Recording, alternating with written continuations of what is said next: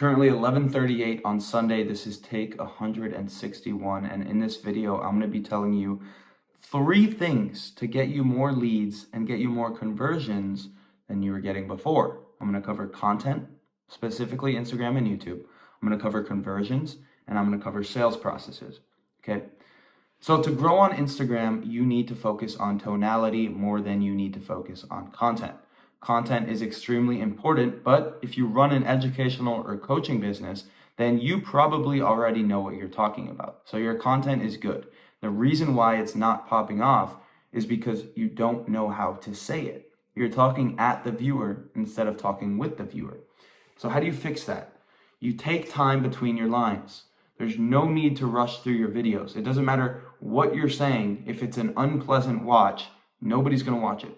So take your time between your videos and make sure that your hooks are good so people stay and watch your videos. Okay, I can dive into Instagram in another video. I have tons of posts about how to grow on Instagram. Just check out my Instagram. And I just made a video on how, we use Instagram to get our clients 50 million views, over 50 million, whatever. YouTube is more of an SEO game. To grow, you're going to go on rapidtags.io and you're going to put your YouTube title into rapid tags. You're going to get those tags. You're going to put them into tag section, and then you're going to also paste them into your description. And then you're going to write a few paragraphs in your description using those keywords, those tags that you got from rapid tags.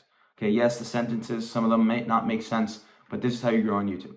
Okay, your thumbnail obviously has to be somewhat good, right? Your thumbnail isn't incredibly important, but it is important. So make sure your thumbnail looks nice. For your title, you can attach words to the beginning and end. So for example, on vidIQ, if there's a keyword for, let's say you're in the trading space, ICT concepts, right? Great title would be best ICT concept for beginners, or how to trade ICT concepts with no experience, right? Shout out Presley. He actually is the go for that. He made a banger Twitter post about using those types of titles for your titles, right? Just attaching words to the beginning and end. Okay. Now let's talk about conversions. Okay. First conversion method.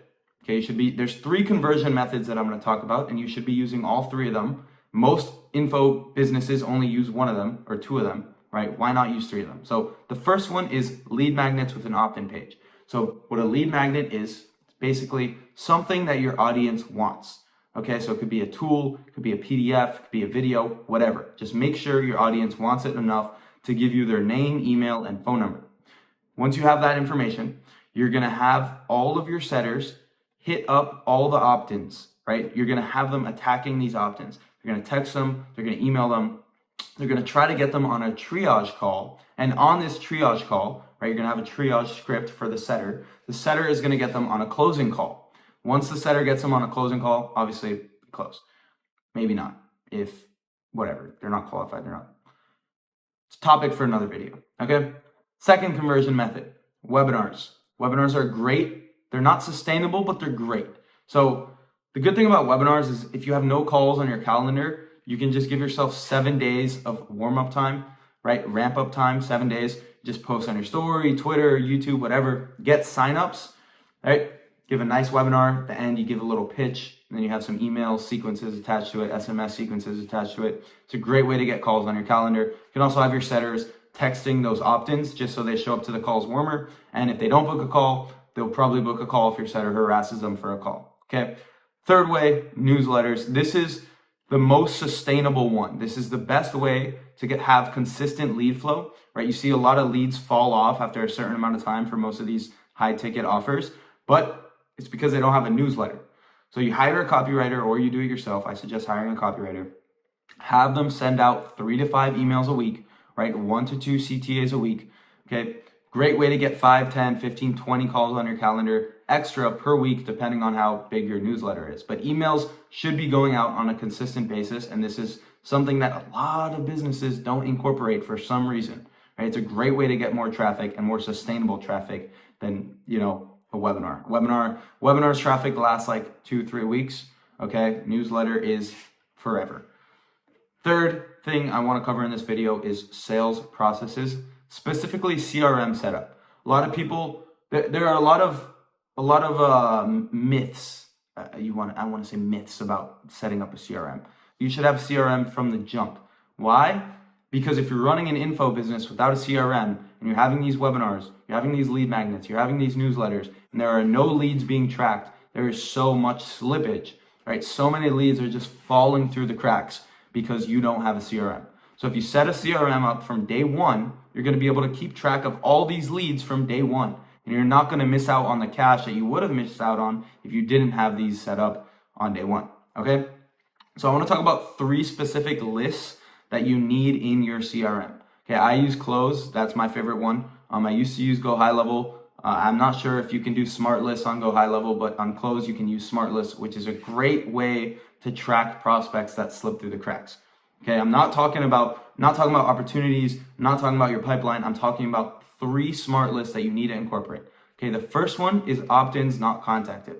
So this is a great way for your setters to keep track of all your opt-ins that haven't gotten contacted yet.